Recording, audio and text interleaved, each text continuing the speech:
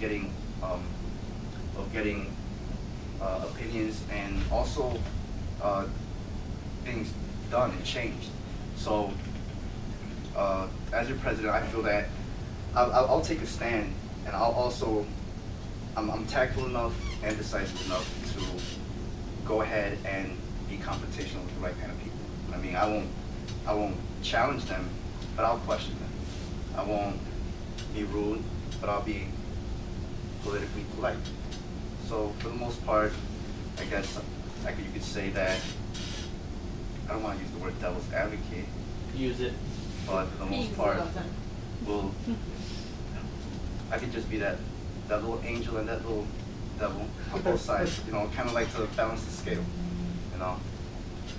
Okay. Any other questions towards Louis Vidal? Any questions? Anyone? Okay. Louis, thank you. You're gonna step to the side, please, and allow Marco Vinny Rodriguez. So Well, state your name for the record, because I saw you say your My name. name is Marco Vinicio. I'd rather be called Vinny. I didn't prepare something as,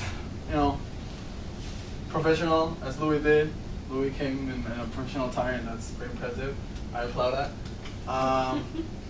First of all, I want to tell some about the glove. I was brought to it by our former president,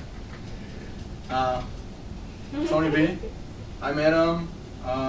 First of all, we try to make this as basically a political club, because for those that don't know that, because many of you are new, except Gerardo, all of you are new, don't really know what was before all of these happened. First of all, I'm really excited that we have this many of members. Last year we probably 3 or 4 that were actually acting, and it has escalated a lot. We started this from the ground up, and my leadership roles are not as serious as Louis has. I wasn't at war. I've never killed anything in my life, and I don't think I'm as fast as decisive as he is. But I think this is a project that we've been working on since last year, and I think projects need continuity. A project needs to, if you already started something, you can turn it around at 360 degrees, but you have to keep with that continuity, for a certain amount of time. And I think I have that. Though the club has changed a lot since we started it, it has become more of social issues more than political. We have evolved into critical thinking and promoting and empowering people, not only like focusing on whatever happened to the politics, because that's really banal. That's really mundane politics for me. I believe on the human willpower. I believe in humans. I'm a humanitarian person. I try to be as specific as I can.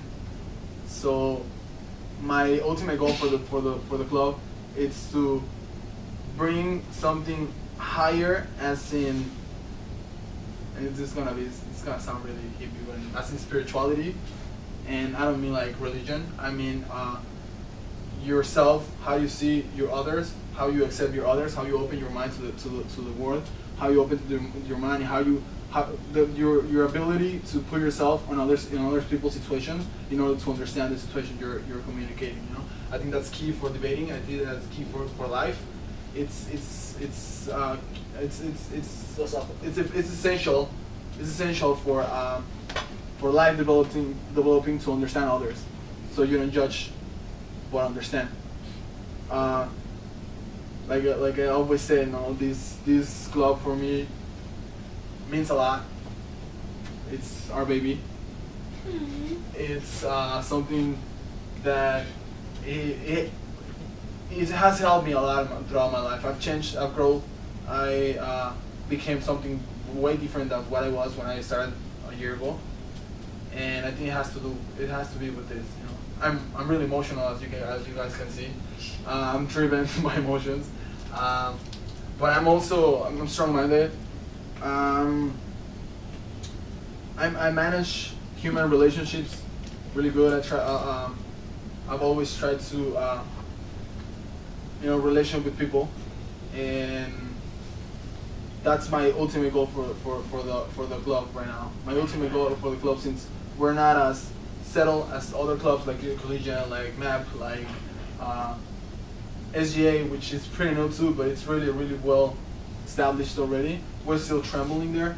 We're still like, in the platform.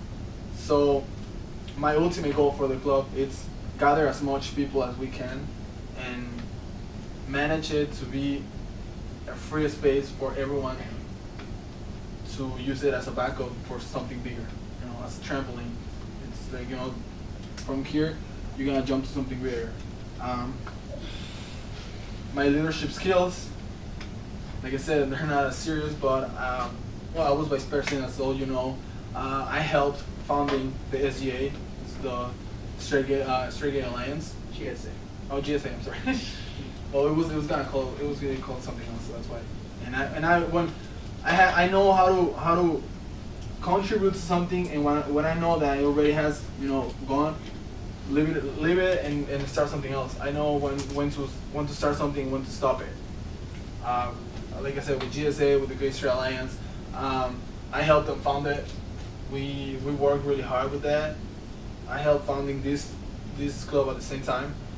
But when I saw that club wasn't really stable, I decided to leave it and give all my time to this, because Tony was basically alone last year.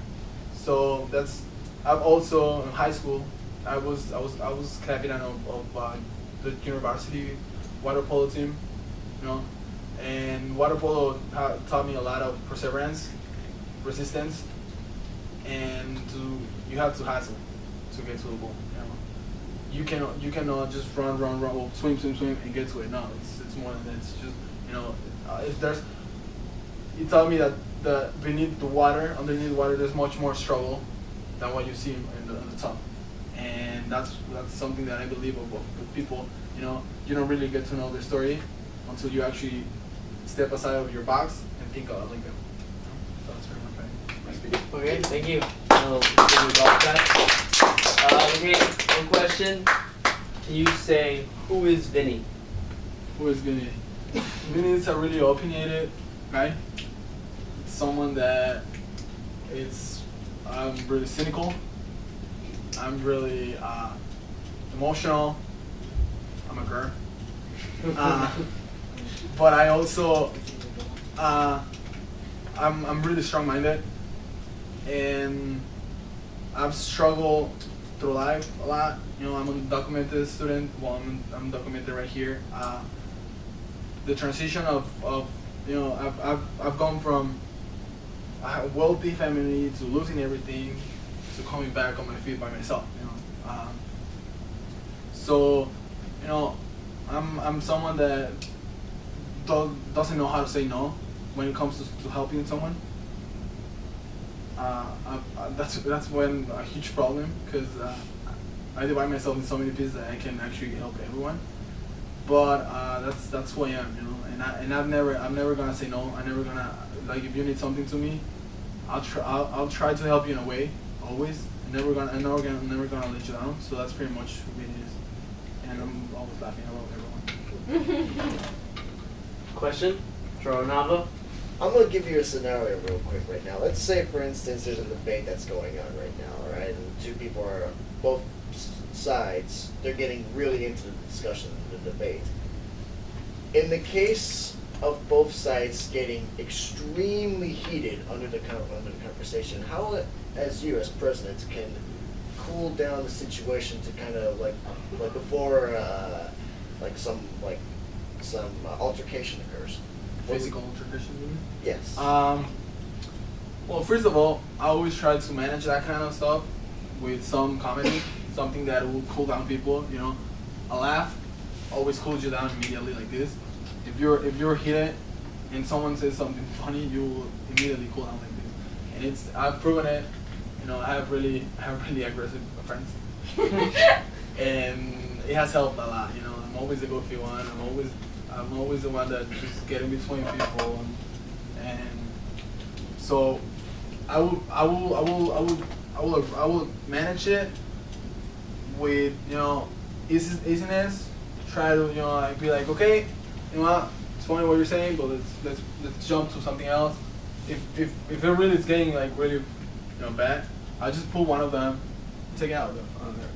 But the point of the club is not getting heated like that. We know someone. You can tell when someone's getting that heated, and you have to change the conversation. If not, you're gonna get to the point that you're saying. So it's preventing those moments to happen by acknowledging whatever is going on.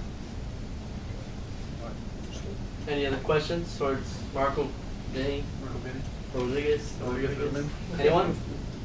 Anyone? Okay, one last question I'll ask myself.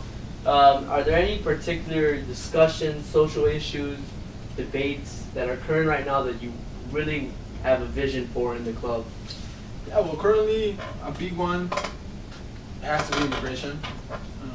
It has to be for the amount of guys that we have in the club that are immigrants and documented. The amount of people that are in our community that are undocumented, it has to be a priority. But it also has to be a priority the fact that we as undocumented students, we are part of this large society that's the American society, So we have to not only target and focus on that, but also see what affects us and how can we contribute to that. So for example, like I said, immigration or gun control, or like right now, the shutdown, which is it's causing so many troubles, and it's so idiotic, the fact that a bunch of white old men are acting like 15-year-old girls. Well said. You stereotype 15-year-old girls. Okay. No, it's a teenage trait to throw tantrums. Okay. Any other questions towards Marco? Marco, thank you. Everyone give him a golf clap. Golf clap, come on. Golf clap. I'm just kidding. Okay, gentlemen, to the hot seat, please. Currently, in our political process, there is a left-right paradigm. I want both of you to state which political party you align yourself with and critique the opposite party, why you don't like them. I'll give the floor to Louis. I believe in the Constitution. I don't believe in this left-right thing. We all work for the same people. I mean, it's all money. So, the way I see it is if they really cared, they put all their differences aside, which really is just donors and whoever gives them the most money to pursue a special interest, and actually start doing something to revive this country, to put people back to work, to actually come to agreements with like contraception and abortion and immigration. Right now there's a lot of issues going on that are dividing us as people, and it has nothing to do with Democrat or Republican. It has all to do with keeping us just divided. The more that we like, if we think like there's Hispanic, Black, White, Asian, that there is put there to divide us some more. If we would all come together and actually start making informed decisions as a whole, as a collective, I don't see why we can't live better, happier. So the paradigm in itself is a division. Okay. I'll question you after Marco has his statement. Pretty much the same as in that I don't believe in either. I think there's like life. There's much more than black and white. There's much more than left and right. It's always something in between. There's a huge amount of opinions in between the left and right. So you can actually target yourself as a right wing, as a right person, as a wing of a left person. So because you can agree on some sort of amount with the right with the Democrats, for example, on left, or you can agree. You can also agree with Republicans in some amounts. So I believe that more than going that my actual goal in life, it's more than actually going to the top and try to work things out from the top. We've tried that throughout history, and look where we're standing. You know, we might be technological. We might be so into technology. We can be so modernized, but we still do the same decisions that we used to do as like 3,000 years ago with the Romans, with the Greek. You know, there's still all that kind of pressure that the monarchy used to have on the peasants, just in a different way. You know, it's not physically anymore. Now we're enslaved by money. So the real answer to all these problems, it starts from the bottom down. With people like us, with students, with family, with children. Encourage them to question, encourage them to not be naive and just try to take them away from all that media and TV and money culture and consuming culture that has taken us to where we are right now.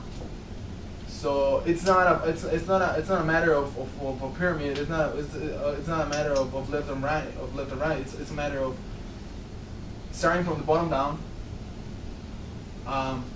respecting your peers by their opinion, opening your mind, and take all that